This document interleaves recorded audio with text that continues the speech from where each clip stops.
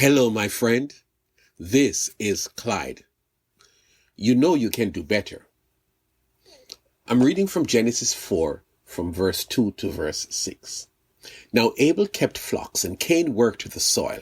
In the course of time, Cain brought some of the fruits of the soil as an offering to the Lord. And Abel also brought an offering, fat portions from some of the firstborn of his flock. The Lord looked with favor on Abel and his offering, but on Cain and his offering he did not look with favor. So Cain was very angry, and his face was downcast.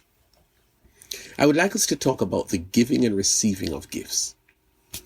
Just a few days ago, there was a popular celebration of love, and boy, was there a flood of stories about gifts. There is one couple with an adult daughter who every year she buys the gift that her dad gives to her mom. The secret is that mom has always known who buys the gift, but she chose not to hurt her husband's feelings.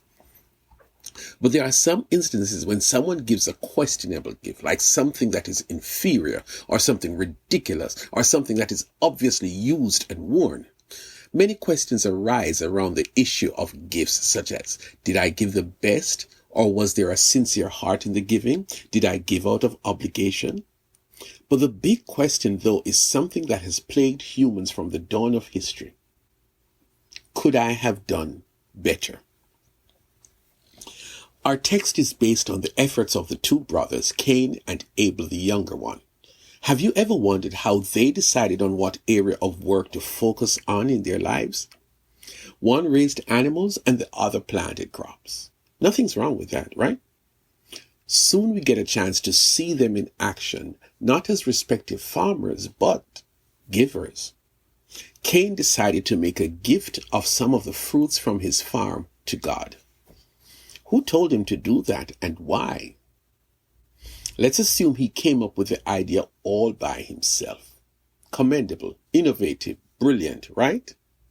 His brother Abel, on the other hand, decided as well to make a gift to God. What's going on? Are their parents behind all this, or did the boys discuss this among themselves, or was it just purely spontaneous? Anyway, Abel chose to give God the fat portions from some of the firstborn of his flock. Interesting, don't you think? So one gave fruits and the other one gave animal fat. Two brothers went into the store, or two friends went into the store, each to get a gift for their mom's birthday. Well, let us check in on the rest of the story. How did God respond? Before we go any further, bear in mind that God does not need fruits or animal fat.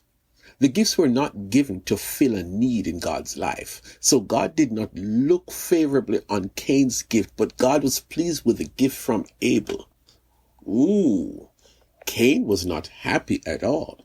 In fact, he was very upset, visibly upset, to the point where God had to ask him, why are you angry? Why is your face downcast? If you do what is right, will you not be accepted? But if you do not do what is right, sin is crouching at your door. It desires to have you, but you must rule over it. Hold it right there. Did God just say that sin is crouching at Cain's door?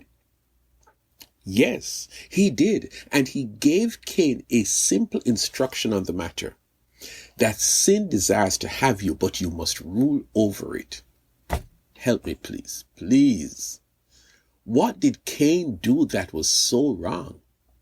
He brought a gift. So did his brother Abel. Where is the sin issue in all of that? Well, there is an answer for that. Each of you, says the Bible, should give what you have decided in your heart to give, not reluctantly or under compulsion, for God loves a cheerful giver. Listen, my friend, it is not the gift that each of the brothers gave. It is not the price of the gift you purchase in the store or the wrapping paper. It is the heart. Yes, it is the heart. God said that sin turned up when Cain was making his decision to give an offering.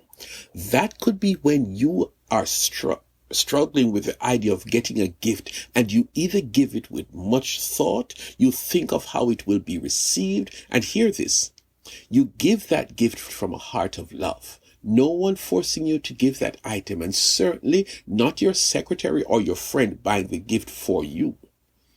Did you grab the first thing that caught your eyes as you entered the store? Did you select that particular item with sincere motives, or was it done with a laissez-faire attitude, a I do not care attitude? It is a matter of your heart. Let us get more personal. Bear in mind that God is not in need of anything. He isn't. So when we're giving God something, don't for one moment think that you're doing God any favor, and you are certainly not meeting a need. This is when some people go rogue. They are giving the homeless guy some clothes, for example, and they choose old, smelly, tattered clothes that would otherwise have ended up in the garbage. And they behave as if they're being the nicest person in offering them to this homeless man. Seriously? Is that the best you can do? Or are you looking at that man with less than love? Sin is crouching at your door. You come to give God praise and worship, whether privately or publicly. What is the state of your heart? Remember that God looks on the heart. He can see right through you and see what those around you do not see. And based on what God sees inside your heart, that is going to determine God's response. So next time you're giving God something, give a gift from the heart. Give it with love. Give it with good motives. Give it with a cheerful heart, a willing heart.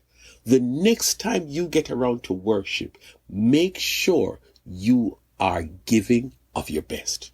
You can always do better.